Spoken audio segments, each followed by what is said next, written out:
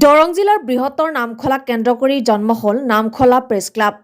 নামখলা কলা কৃষ্টি পৰিষদ প্ৰাংগণত অৱসৰপ্ৰাপ্ত কৃতি শিক্ষক সীতাৰাম ঠাকুৰীয়াৰ সঞ্চালনাত অনুষ্ঠিত হোৱা এখন গাম্ভীৰ্যপূৰ্ণ সভাত নামখলা প্ৰেছ ক্লাব গঠন হয়।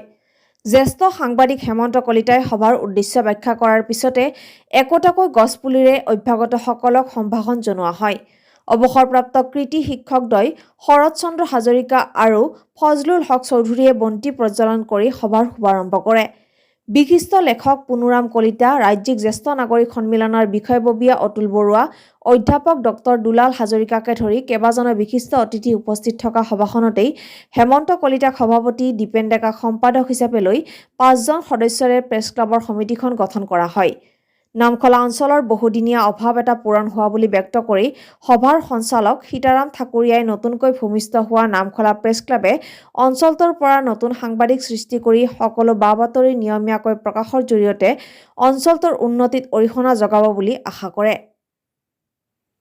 নামখলাৰ পৰা Dipen Deka report, north east live today. ২৭ July ২০২২ তাৰিখে